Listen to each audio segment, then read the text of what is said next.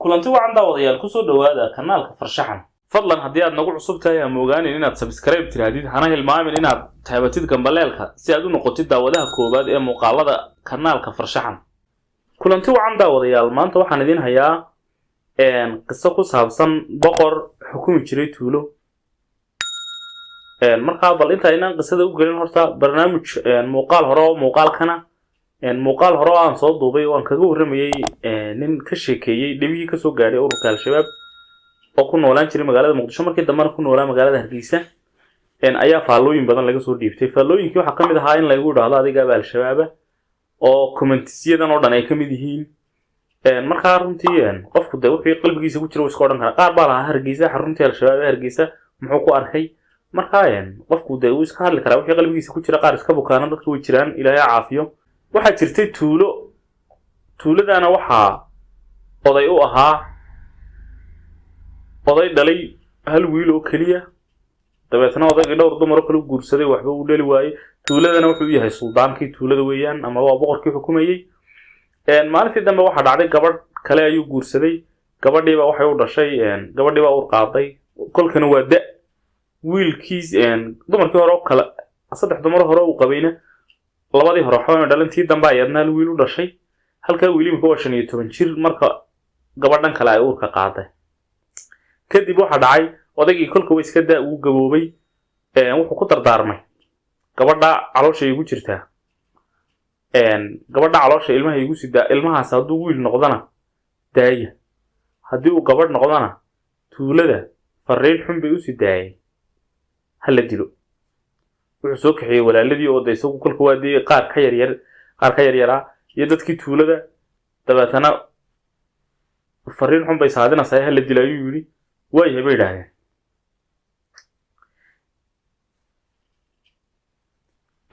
kadib waxa dhacay odaygu iska dhintay kii yaraana waa 15 jir oo dhalay waa 15 jir libgeel cuno oo de buurta leeg ma hadadkeena dambe bariiskii baastada dileen kadibna wuxuu sameeyay odaygii ilmi yaraaba u dhashay gabadh bay noqotay dabeetana waa la isku soo qayl dhaansaday waxaan leeyahay waa la dilayaa ilmihii yaraa naqnaa dadkii waaweynaa lagu ballamiyay inay dilaan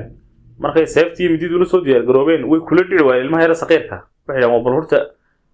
bal 2 sano iyo 3 sano waxa jirto ha ababtay inaga daayeen ka dilimayni iyo may aan dilno aakhirkii waxa lagu heshiiyay horta yara korto ilaa 5 sano ha gaadho dabeetana waxa dhacday walaalkeed ilmaha yar inanta yar aad u jeclaa mar walba isaga qaadi jiray isaga sidii jiray waxaad moodaa inuu ka jecel yahay hooyadeed inanka waxa la yiraahdaa Axmed inantana waxa la yiraahdaa Asma dabeetana Axmed walaashii aad buu jeclaa Asma kadib markii ay 3 jir gaadhay ayuu ku tashaday sidii uu dadkan uga badbaadin lahaa waxaana lagu ballamay markay 5 jir gaadho in la dilo waayahay waqtigii wuxuu soo guraba inantii 5 jir ba gaadhay markay tiiradee Asma 5 jir gaadhay walaalkeed Axmedna waxa weeyaan 20 jir markaa oo muruq buuxo waa doob 20 jir oo caana geel dhamay oo hilib geel cunay kadib waxa dhacay 5 sano ayaa dhamaaday inantii u dhamaaday kadibna waxa la yiraahdaa la dilo maalin ba gurigii dabeetana la yimid hooyadeed in kastoo ay beertay haddana waxay ka cabsoonaysaa ninkii bedelay boqorka oo amarkiisna sita oo ciidan wata yimid dabeetana waxa la yiraahdaa la dilo waxa lagu dilaa waxa la isweydiiyaa waxa lagu dilaa tan midiino qaban mayso gowrici kari mayno fallaadna ku gani mayno rasaasna ku ridi kari mayno waa ilmaha yare aan gud ku aasna leeyahay waayahay dabeetana magaalada banaanka lagu saaro gudba meel laga qoday walaalkeedna isna meesha meel dhinaca ka xigto geedo dhir badan oo hamashi u dhaxayso ayuu ka soo qoday godkiisu isna hoosta ugu soo qodiyo godkii kala soo gaarsiiyay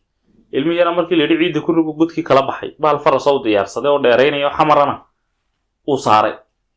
dabeetana 3 cisho ula socday jihada bari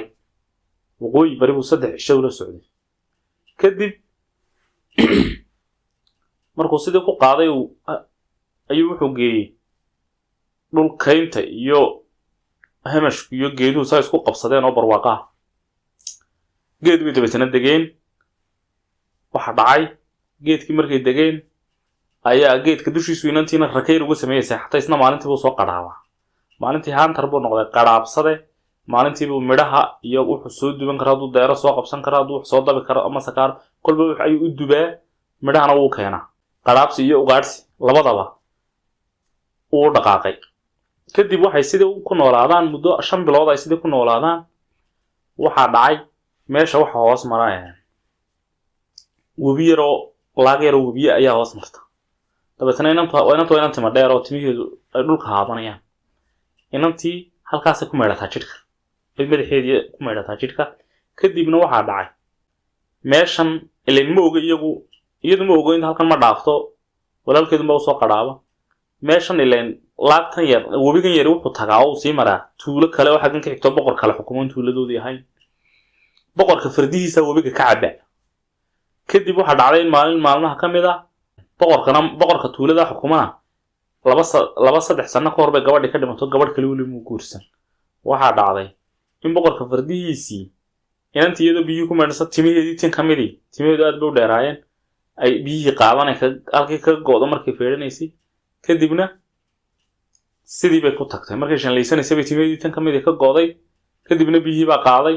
fardihii mid kamid ah ayaa tintii halkan isaga martay intuu biyihii ku cabay faraskii wax cudur hayo waa la waayay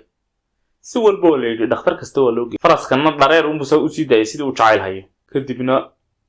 nin baa markii dambe dhar yaqaan ayaa u yimid kadibna faraskii buu dhinac walba ka eegay aduu ninkii ba ogaaday kadibna tintiiba ka soo saaray wuu soo jiiday way dhamaan weyday hadana mar labaad buu soo jiiday markii saddexaad bay soo dhamaatay boqorkii waa yaabay waa timo maxay waa timo dad baa la yidhi gabadha timaha la soo qabtay magaaladii oo dhan baa isku weer laga qabtay gabadh kasta tu islaaniyo tu kalaba timaheedii baa leegay mise waa timo yaryar oo intan leeg cundo yaryar qaar timo qufula leh qaar timo garaayida wax yaryar oo aan timo dhaadheer ba lahayn kadib wax la dhaha la doono boqorkii wuxuu ku yaabahay 100 geel inuu bixinay ninka gabadha u keena iyo waayay magaaladiiba tuuladiiba waa laga baxay ilaa tuulada waa la wada ogaaday inaan halkan ku jirin kaymaha iyo tuulooyinka kala la wada tagay dadkii oo dhan wiil gabadh islaan oday waxa la yiri 100 halaad qaado beriga 100 halaad waxay u dhigmayeen imika droneska diyaarada droneskan pilotka kadibna waxa dhacay boqorkii ayaa kadibna islaamihii kamid ah ayaa inantii aragtay laakiin inantu markan timaheedu way dadan yihiin oo maraa u saaran lama oga kadibna way yara islaantii dhowr cisho ku soo noqotay inantii bay yara baadhay waxay ogaatay inay iyada tahay kadib adoo farsamo ay ku soo kaxaysay garan weyn waxay istiraahadii aad soo sheegto boqorka u tagtay oo tiraadid boqorow